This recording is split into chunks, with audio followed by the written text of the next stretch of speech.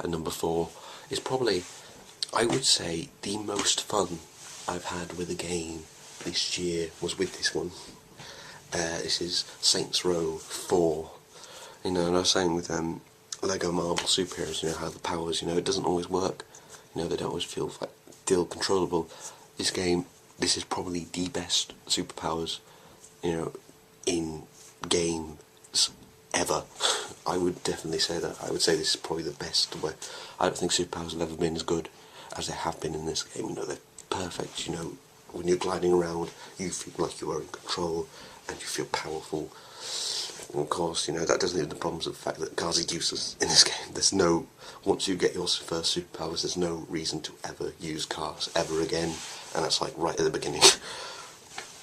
So yeah, and obviously, you know, and the story, you know, funny and good as the story is, it really doesn't compare in any way to Saints Row 2. And yeah, that's all the problem with the series, is they've never really gotten that right balance between making Saints Row 2. Saints Row 2 was sort of their, yeah, best game. No, I do prefer playing this game to Saints Row 2. I would still say Saints Row 2 is a better game, just like objectively is better, I would say that. But this game, I personally do prefer this game. I think it's the most fun I've had with any game ever this year, as I've had. So yes, Saints Row 4 is number 4. Number 3 is Bioshock Infinite. This is like, oh, this game is just, you know, it's amazing. Really is, you know. It looks amazing. The story is, you know, amazing.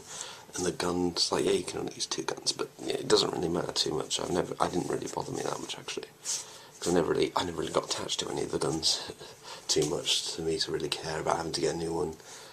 And you know, obviously there's a bit of a weird, like, story to narrative, like story to gameplay, a bit of difference. So I don't mean with the violence, because I personally feel that's, you know, fits in with the story.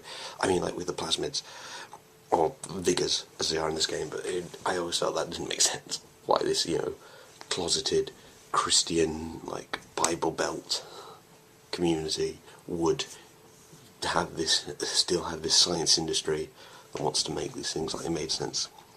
And the objectivist Rapture, but it doesn't really make sense in what's it called, Columbia. Doesn't really make sense. And the ending's a little weird, but I've definitely, I mean, it's fun gameplay stuff, but you know, and the story is very, you know, invigorating stuff, and it keeps you hooked in general, and it's just fun. Yeah, and it is, you know, as I say, the gameplay is just fun. Moral choices are a bit, you know, sort of the same Papers, Please. You are between either being like a racist arsehole or like a good, basically a normal person. Not racist. That's basically who you're being with. Yeah, but no, yeah, you know, a great game, it really is. And number 2 is it's when it great now. Number 2, what's going to be number 1? Who knows? But number 2 is GTA 5. This game, you know, I wasn't really interested in this game. I really wasn't. I had Saints Row 4. I was like, you know, I never really played a GTA. This literally is the first GTA game I've ever played. I haven't played any others. And I was thinking, you know, it can't be that great. Like, it's probably all hype and, you know, no payoff. But then I saw the website for it. It's just, you see so much effort was put into it, and that got me hooked. I was like, no, I've got to play this game now. So I did. Like, it was pretty much not after. It was after launch. I didn't get it at launch. I got it after launch. And it's so it literally lived up to all the hype. It really did. It was so good. Like, the gameplay was great, though I will admit, pretty much every sandbox game ever, which involves cars, I've never liked how cars controlled in any game ever, and yet they keep giving me missions in which I have to control vehicles or cars, and it's just horrible. I can never do them. I hate them, but they're in every game ever. I never think controls are ever good enough for him, but hey. That's why I like Saints Row 4 so much, because you get superpowers and you don't need to use cars, and I don't like cars. But yeah, anyway, so yeah. And the story is genuinely brilliant.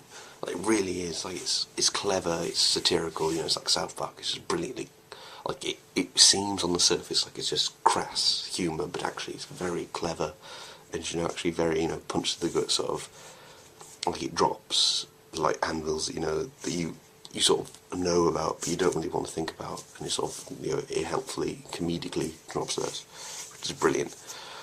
And actually, I admittedly, you know, I cried at a few moments. I'm not gonna lie, I actually did cry at one or two moments in GTA 5. You know, the story is just that good, and with the three brilliant characters.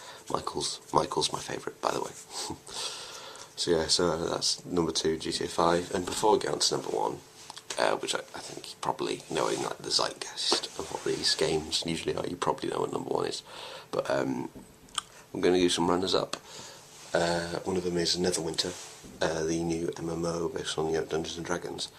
It really is a great game. Like, it feels a bit sort of weird. Like, when you play it, you sort of really feel like it is a made-to-be free-to-play game. You can sort of feel that. But, you know, it's really great as an MMO. Like, it has a lot of things that you think should be in other MMOs but aren't. Like, you know, the companion system is really brilliant. Like, it helps soloing. The events, how events are made, like, tiered to your level. Like, it changes the difficulty depending on your level. It's brilliant. No other games do that. And there's no reason why not. Like, you play like World of Warcraft, for example.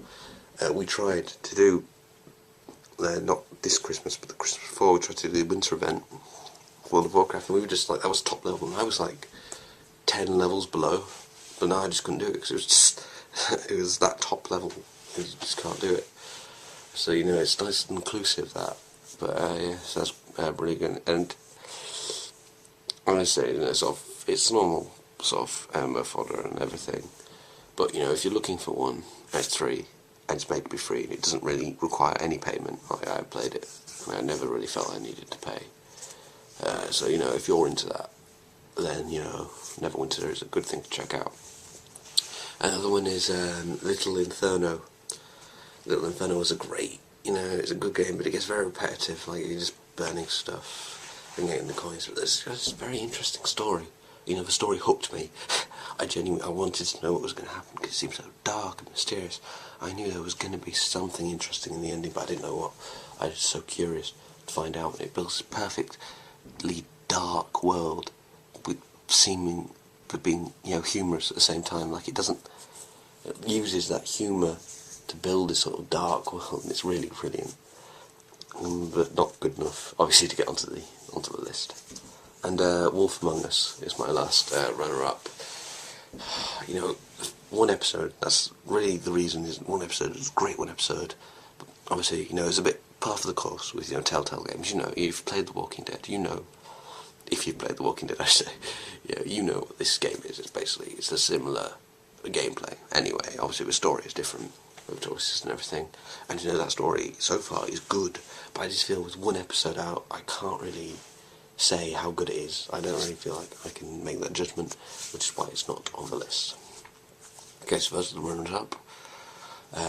We get to number 1, drum roll. The Last of Us. Yep, you probably saw that coming on account of it basically being top of like every top 10 list, or at least in that top 3, and it wasn't on my list yet, so obviously I will put it up. This game is just that good. Like, that story. Like, the story is traditional zombie fare. You know what's going to happen. You know, all this stuff, and it's not really that original, but it's told, like, the plot itself isn't original, but the way it's told, like, even though you know what's going to happen, when it does happen, it still hits you. Like, you still feel like it was a surprise, even though you knew it was going to happen. It still hits you the same as if you didn't. It's brilliant. Like, the characters are brilliant. And the gameplay gets a bit annoying at some points. It does, but I feel like I just couldn't put it down because I really couldn't. Like, it's got, like, it feels visceral and everything. Like, you feel like you are a survivor. You feel like you are having to, like, bash a guy's skull in or shoot through.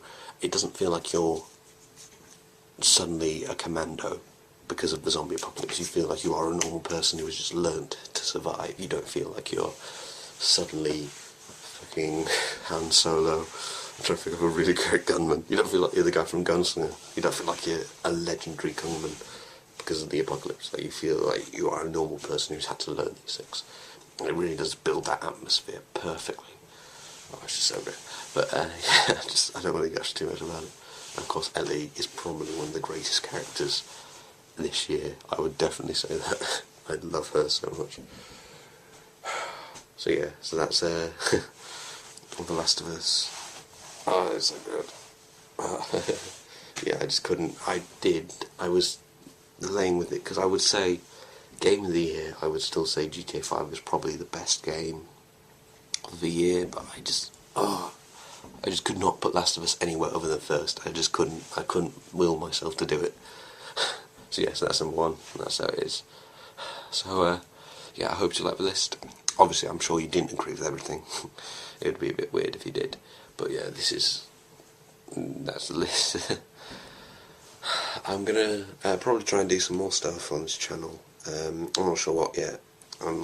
Ideas are coming around my head. Basically, all my gameplay stuff I will still do on the D-pads with the rest of them. But anything else that's not entirely related to just the gameplay videos, I might put on this channel instead. So yeah. So yeah, hope you had a good year. Hope you enjoyed the list, and I will see you some other time. Bye.